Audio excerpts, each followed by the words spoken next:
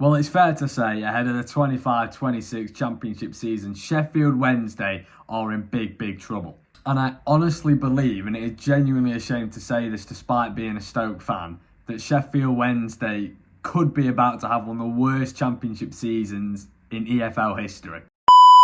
And in this video, I'm going to be going through all the reasons why I think that's going to be the case. Okay, let's start off with the biggest problem I'd certainly say at Sheffield Wednesday, the one that's probably leading to a stem of all the other issues that's going on at the football club right now, and that is the ownership. The Chanziri ownership is an absolute shambles. It's safe to say, unfortunately, that the players, the managers, certainly the fans, they've all lost trust in the ownership, and it's causing so much problems. And you do have to feel really sorry for Sheffield Wednesday supporters especially, and I do feel for them. It's a big club, it belongs in the Championship, but I think going into next season, I think they're going to be in a situation where they're not going to be in the Championship for much longer, and like I say, it's genuinely a shame to say that. Now, of course, the big breaking news for Sheffield Wednesday is the departure of Danny Rowe. Now, this has actually happened this morning of recording this video, and it did seem a little bit inevitable whether he left to join another Championship club, whether he just left full stop. It seemed like it was always going to happen. There was rumours at the end of last season coming into the new one that Danny Rowe had actually told the players that he was going to be leaving.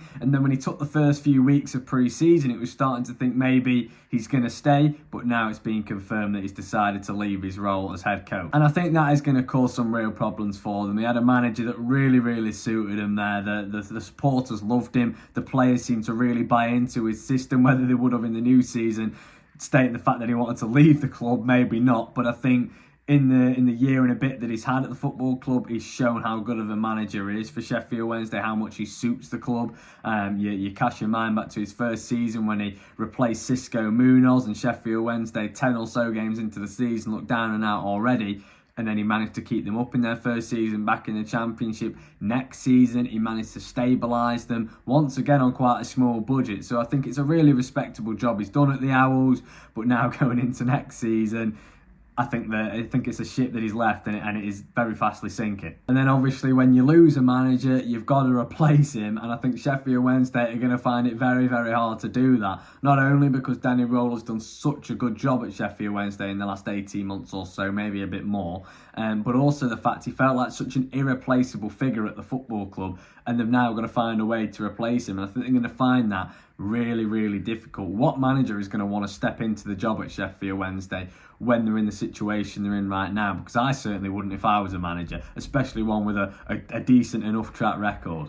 The next obvious problem for Sheffield Wednesday is that they're under a transfer embargo. Now, obviously, this is a big issue at a football club when you can't bring in new players to strengthen your squad, especially when they've already lost so many important players, which I'm going to be going on to in the rest of this video. Now, of course, yes, they can sign players who are free agents, but with the wage cap they're currently under, due to the financial difficulties they're in at the moment, they can't really attract very good players anyway. And I think especially in a league like the Championship, judging how competitive it is across 46 games, quite often 2-game weeks, you need to have a lot of depth in your squad. And at the moment, Sheffield Wednesday certainly don't have that. And it doesn't seem like they're going to be strengthening it from now to the end of the transfer window.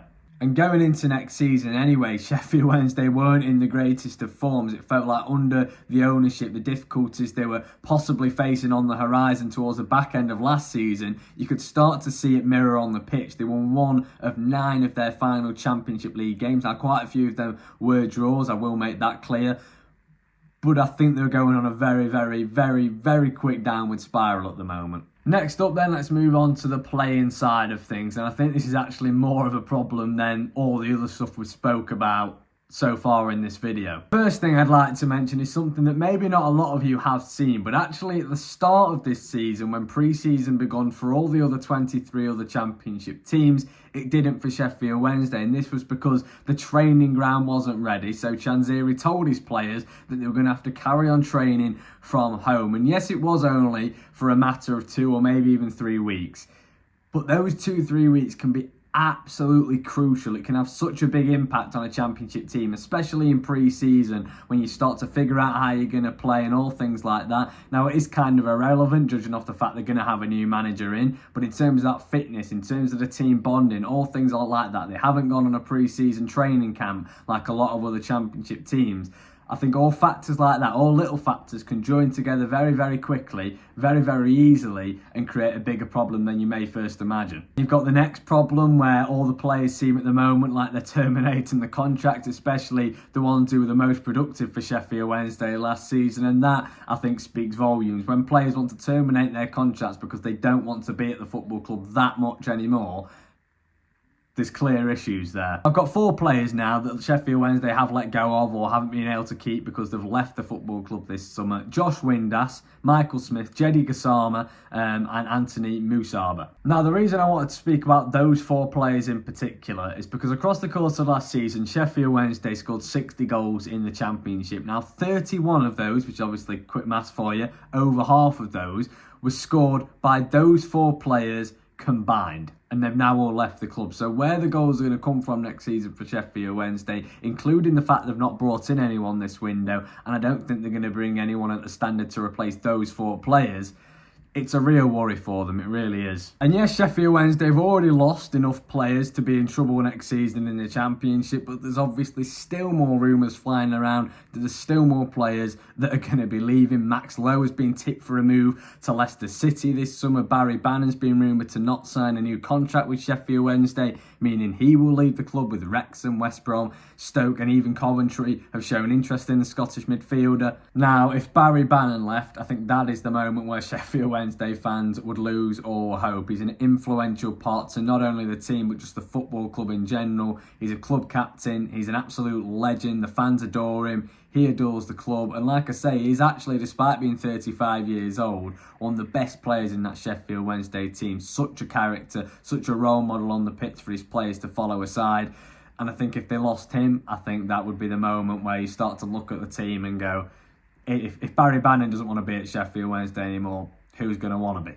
With the squad as of right now, at the point of recording, I've made a little concept team lineup for how they will be lining up next season. Obviously, we don't know what kind of formation, what kind of system they're going to play. Now Danny Roller's left, so I've gone with the typical 4-2-3-1, which you see most Championship teams adapt towards at the moment. If we have a quick look at this team, I've got it right here on my screen. You look at it and it doesn't scream quality at Championship level, I'm going to be quite honest. Max Lowe, like I've already touched on, probably going to be leaving this window. Similar story for Barry Bannon, that's a little bit more up in the air. You look at the rest of the team and it just doesn't fill you with a lot of confidence. Yes, Jan Valery had a decent season for Wednesday last season, but if that's the best they can come up with all due respect, they're in a spot of bother. Another thing I realised when I was creating this lineup, and I've already sort of touched on it in this video already, but I could not believe the lack of depth that Sheffield Wednesday have at this current moment. And I don't think they're going to be adding to it too much anyway. It's really not great, I'm going to be honest. When this is the best lineup you can put out and you're struggling with this to even make any kind of bench, never mind a good one at Championship level, I don't know. I think they're in a really poor position. I really do. Of course, there is a way that things can turn around for Sheffield Wednesday if Chanziri does walk away from the football club and a new owner comes in that can improve them. Of course, that would change things, but I think if that's going to go through, it's going to be after the transfer window finishes now. And I think by then, I think it'll be too late, to be honest, to salvage this upcoming season. So I think Chanziri, whether he does leave or not, he's left it too late. There has been rumours suggesting that he's going to sell the club. But even then, it's a situation where I think they're going to be in a lot of debt. And obviously, I don't know the financial state of the club right now, so I can't talk too much of that, and I'm not going to, because it could be complete rubbish. But I can't imagine they're in the best financial state for somebody to take it over right now.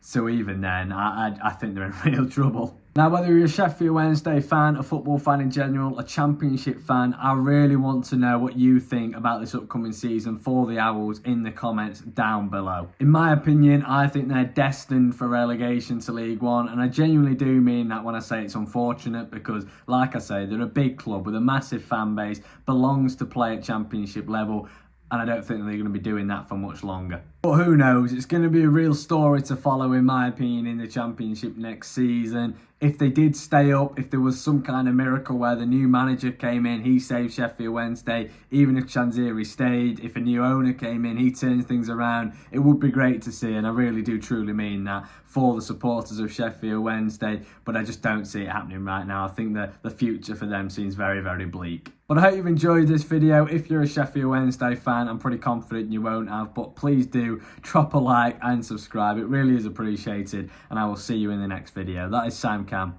Peace out.